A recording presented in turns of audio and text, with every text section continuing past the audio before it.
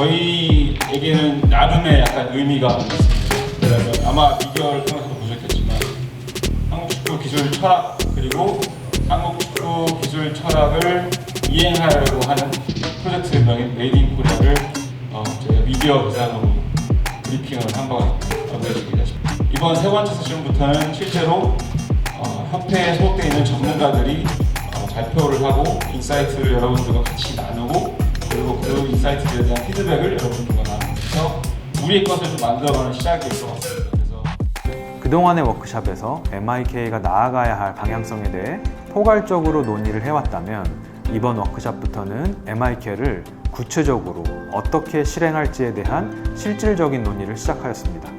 MIK의 주된 목적은 세계 수준의 선수를 육성하는 것이기 때문에 일단 세계 수준이 어떤지를 아는 게 중요하다고 생각했습니다.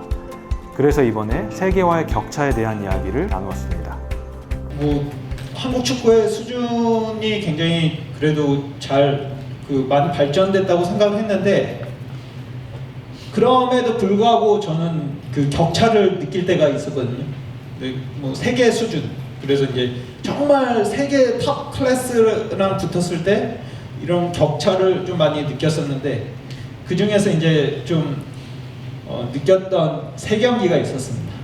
2019년도에 붙었을 때 3대 0으로 졌었고 2022년 6월 때는 5대 1로 졌었고 마지막으로 2022년 12월에는 4대 1로 졌던 브라질과의 경기였습니다. A 대표팀을 하면서 가장 큰 무기력을 줬다고 해야 될까요? 경기를 보면서 이렇게 차이가 나나? 그 카타르 월드컵 때 득점을 하고 갑자기 춤을 추는 모습을 보면서 그래 춤 열심히 춰라. 그 대신에 5년 10년 후에는 내가 지금 이 축구협회에서 뭐라도 해서 춤은 못 추게 하겠다. 이런 생각을 하면서 이제 기구를 했었거든요. 그래서 이번에 이 주제에 대해서 발표 준비를 하면서 가장 먼저 생각났던 나라가 브라질이었습니다. 브라질은 세계 최강의 팀이자 최고의 선수들이 즐비한 나라입니다. 김보찬 분석가는 파울로 벤투 감독 시절 전력 분석관으로 활동하면서 브라질을 상대할 때마다 큰 벽을 느꼈다고 합니다. 그러면서 자연스럽게 우리나라와 브라질은 어떤 차이점을 가지고 있을까에 대해 깊이 고민하게 되면서 나름의 분석을 하였고 그 내용을 공유하게 된 것입니다. 이건 월드컵 때 자료인데 우리가 파이널 썰드 안으로 들어갔을 때 기록을 보면 오히려 브라질보다 더 많이 들어간 걸로 되어 있거든요. 문제는 이제 이 안에서 공격 3분의 1 지점에서의 문제점이 좀 있었다고 생각을 해서 그 전술이라는 거는 어쨌든 유리한 상황을 만들든 아니면 골대 근처까지 가게 하는 게 뭐 공격에서의 빌드업이든 전술로 될 수 있지만 그 안에서의 마무리라든지 그 안에서의 슈팅 기회를 살릴 수 있는 거는 결국 개인 능력도 필요할 수밖에 없는 부분인 것 같습니다. 근데 그 상태에서 우리는 도전을 못하니까 그런 경우가 되게 이번 그 발표를 준비하면서 더 많이 보였거든요. 그래서 개인 능력에 대해서 차이도 여실하게 보여졌다 이렇게 결론을 내렸습니다. 제가 봤을 때는 세계적인 풀백들, 세계적인 수비들을 남미에 진짜 많거든요.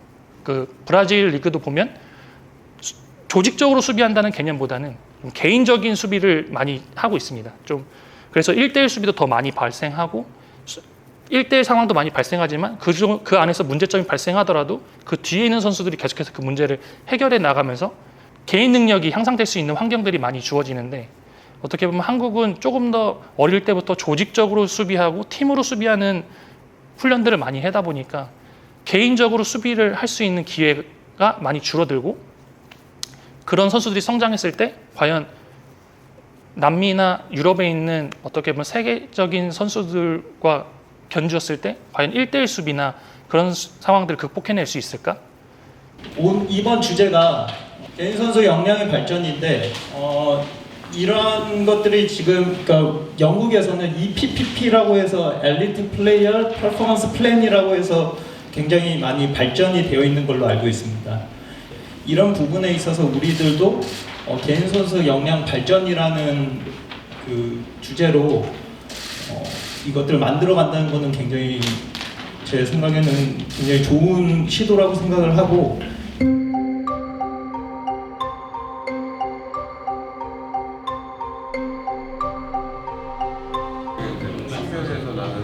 어떻게 보면 세계 선수들의 차이점이 우리가 패턴을 많이 하잖아요. 그래서 빨리 팀을 만들기 위해서 그 패턴을 하는데 이거 해야 저거 하면 너무만 해요. 그러면 다 되고 그 자꾸 응용을 하라고 해야 되는데 그 응용이 말은 쉽지만 그 선수들한테는 굉장히 어려운 것 같아요.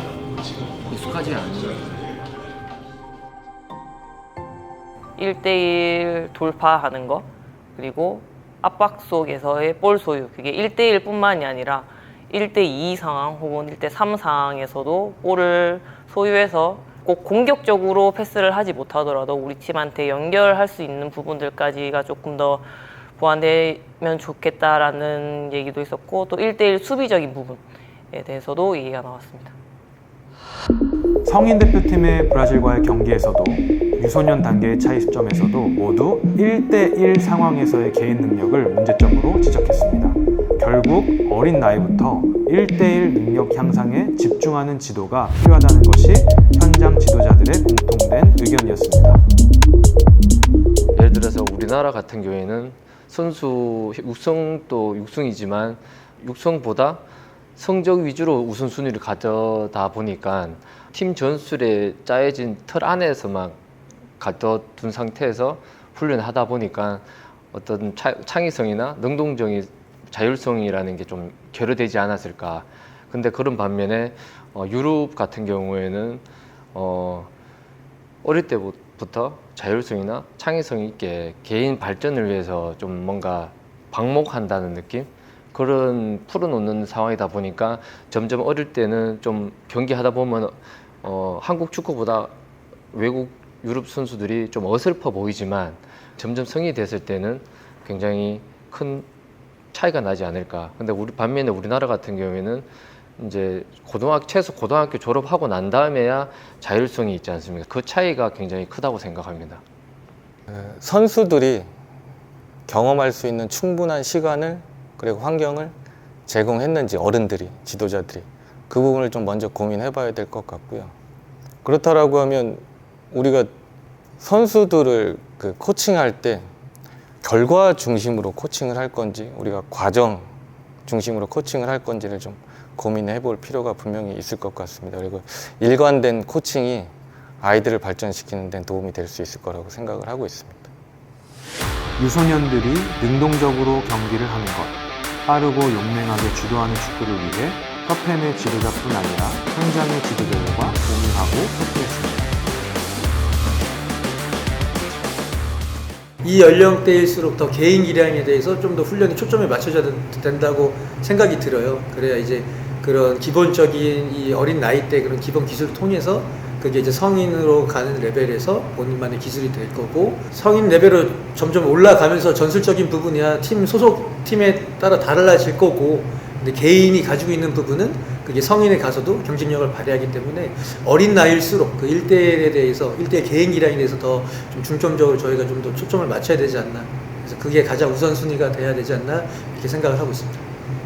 진짜 중요한 거는 개인적으로 이제는 코칭 방법에 대해서 한 번 더 지도자분들께서 고민을 해봐야 되지 않나 생각이 듭니다. 그래서 어떻게 보면 압박을 당하는 거에 있어서 아이들이 좀 실패를 두려워하고 소극적인 플레이를 하고 뭔가 어떻게 보면 좀 공격적으로 선택하지 못하는 게 지도자의 영향이 더 크다고 생각이 들어요.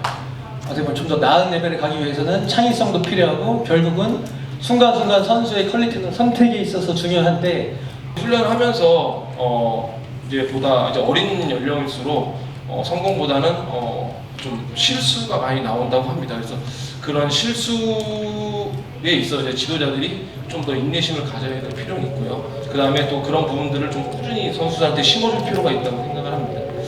현장의 지도자들은 시스템의 변화, 지도자들의 인식 개선을 통해 유소년 선수들이 실패를 두려워하지 않도록 하는 것이 중요하다고 입을 모았습니다. 주요 원칙을 보시면 우리는 능동적인 축구를 한다. 네, 이렇게 그리고 다양한 포메이션으로 한다.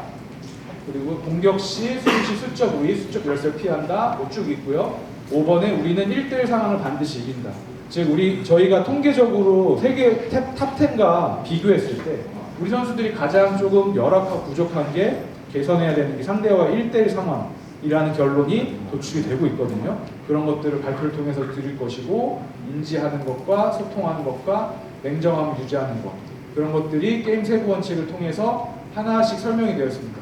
빠르고 용맹하게 주도하는 축구를 하기 위해서 우리 선생님들과 우리 선수들이 개념적으로 알아야 되는 기본적인 내용들이 적혀 있다라고 보시면 될 것 같고요.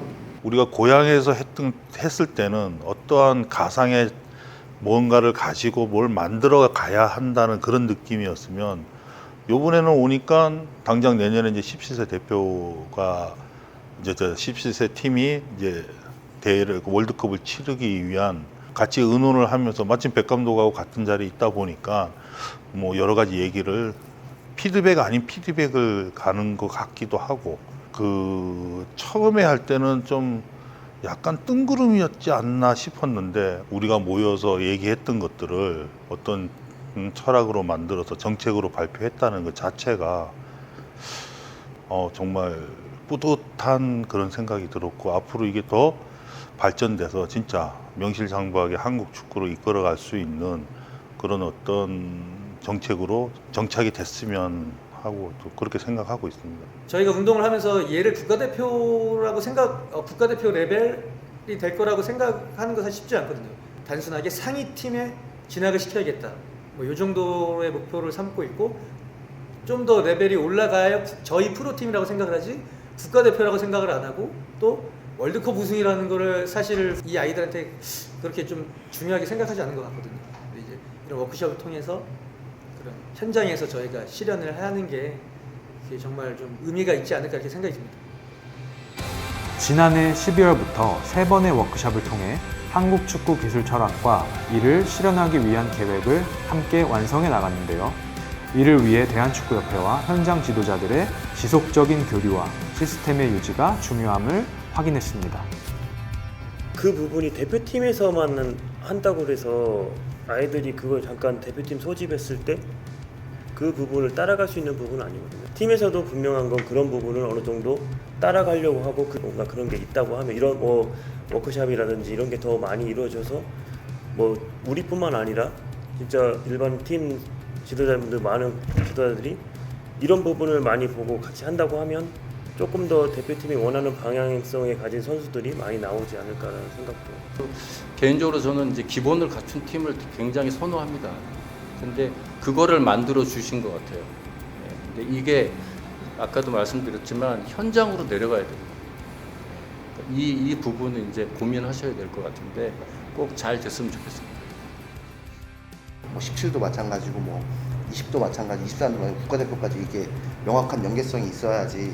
분명히 저희도 목적은 분명히 대표팀이기 때문에 거기에 대한 훈련이라든지 그게 명확하면 저희는 플레이 스타일까지도 바꿀 수가 있어요. 왜냐면은 애들이 거기에 대해서 적응을 해야지 대표팀이 가서 잘할 수 있으니까.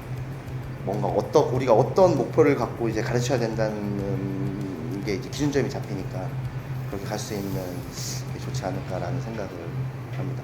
중요한 거는 서로 협력하고 역할 분담이 중요한 것 같아요.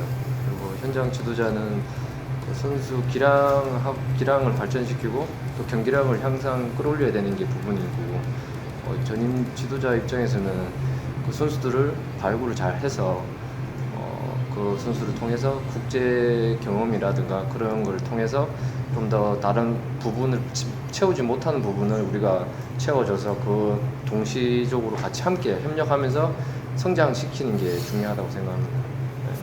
앞서도 말씀드렸다시피 현장 지도자들이 우리 협회와 같은 방향을 바라보고 나아가지 않는다면 MIK는 절대 성공할 수 없습니다.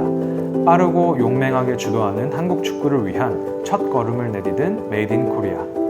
우리는 대한민국 선수들 그리고 대한민국 지도자들의 힘을 믿습니다.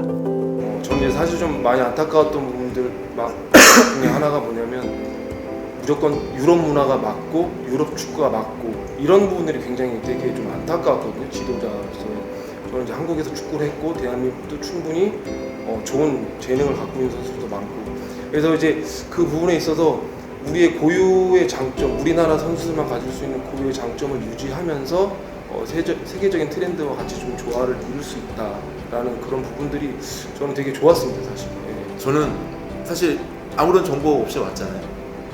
그래서 뭐 흔히 하는 뭐 연수일 거라고 생각을 했는데 와서 보니까 너무 좋았어요. 너무 편안했고 시간 가는 줄도 몰랐고 그러면서 야 축구 선수를 육성하는 것도 중요했지만 이런 프로그램을 만드는 분들이 우리나라의 협회에서 일하고 있다는 것을 진짜 놀랐어요.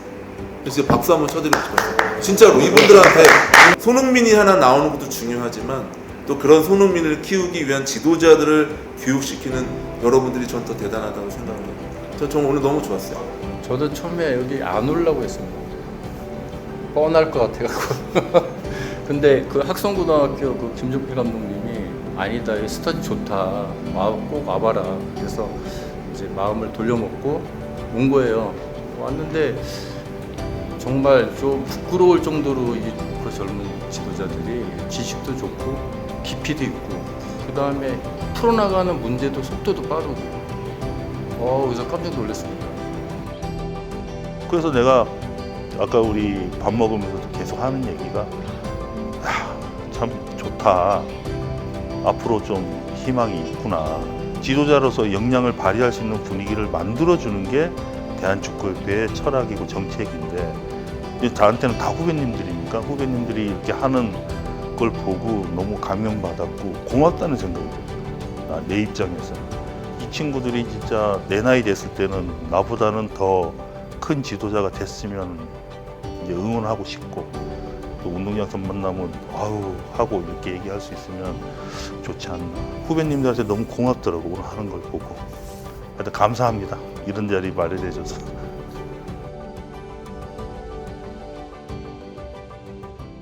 If I think about what I've heard in my years engaged with Korea, I would have to say that perhaps there's a real need to make a fundamental shift in the way that people understand what youth development actually is. To understand the difference between adult coaching, where winning is everything, and youth coaching, where development and a long-term focus is the thing. Shift the way that coaches think, change what happens on match day, provide more competitions for young players. Look at the training field. A training session for a young player should not replicate an adult training session. It's got a different purpose. Different purpose. If everyone treats football the same, totally wrong. The main problem in many countries is that youth football has become adultified. We all know what the senior coaches look like, how they behave. The problem is if you copy that in youth football, it's a different player. Players are still growing, players are still developing. They all have potential, and the coach is to make the most of these players. Something happens in the middle of our youth development, growth spurt. I might have a year where I don't look like a good player for this year, but it's because my body is changing. But you keep me in the program. You don't allow the coach to remove me. He's no good. Get him out. No, he's going through the growth spurt. Give him some patience, and then see the player develop over time. So there's so many things within that topic, but the topic for me to think about, if Korea can become world leaders in youth development, the future is unbelievable. 8월 6일 남자 A대표팀, 20대 대표팀, 17세 대표팀 코칭 스태프분들과 또 협회 내에 전임 지도자, 강사, 그리고 피지컬 파트, 분석 파트가 모여 한국 축구 기술 철학에 관한 실질적인 논의를 시작했습니다. 그리고 이 이야기들이 현장에 닿을 수 있도록 대한축구협회는 최선의 노력을 다하겠습니다.